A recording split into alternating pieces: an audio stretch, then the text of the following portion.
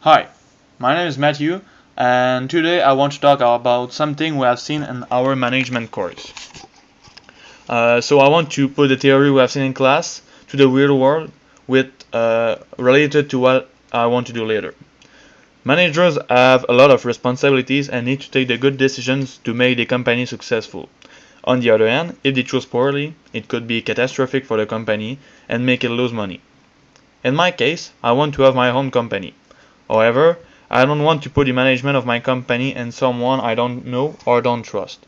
So this is the reason why I want to manage my company myself. So all the theory we have seen in class could help me directly. And in this video, I will show you how the theory we have seen in class could be useful for me in real life.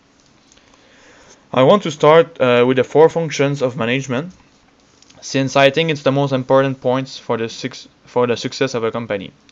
How you succeed with these points could be how you succeed with your company. A good management of these 4 points will give to the company the insurance of a well-managed and structured company. So let's begin with planning.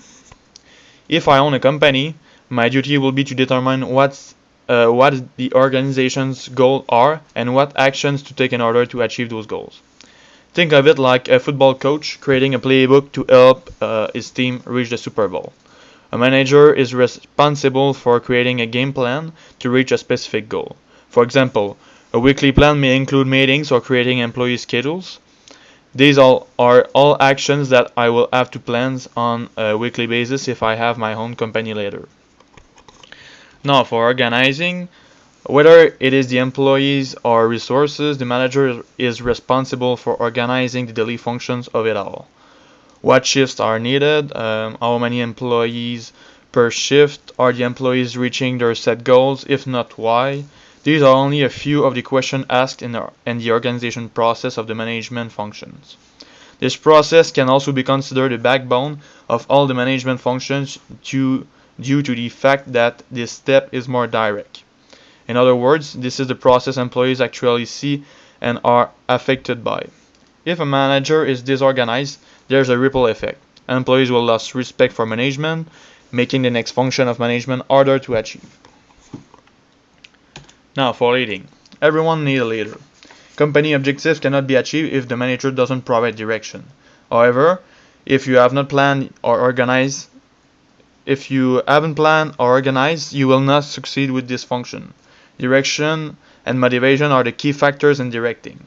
A clear plan that is organized and dispersed to employees is what employees are seeking. A manager will find themselves to be an effective leader if their workers understand what is required of them and why. Now with controlling. The controlling function of management in large part is about monitoring the organization's performance to ensure the ultimate goals are being met and correcting any areas of the process that are restricting the outcome desired. Praised and recognitions are controlled at this level. Since the final data is gathered, if the manager generally knows who is and who isn't excelling in the role of the processes. You will ensure continued success if you acknowledge those that are exceeding expectation, while at the same time affecting another to strive for the same recognition. It is a win-win for everyone. If you have your own company, it is better to have a single business, a related diversification or an unrelated diversification. This is a question you need to ask. These are questions with no good or wrong answers. Every of these three situations have advantages and disadvantages. As you can see with the graph, having related diversification is the less risky of the three. What a company normally do is create a new company with products or services that complement the products or services you already offer to customers. And this way, it increases your target market and makes your firm more complete.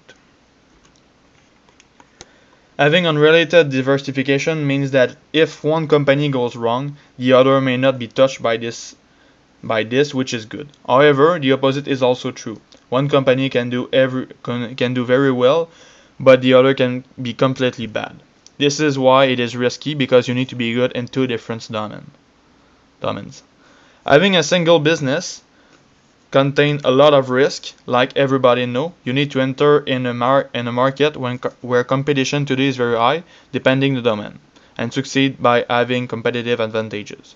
However, once you are established and you have your regular customers, the risk drop dramatically and you can turn in stability strategy, which means continue doing what the company has been doing since the beginning. So the major part of the theory we have seen in class apply directly to the real world. As a manager, I need to focus on the organization of the company to make sure the structure is well done. So thank you for watching the video.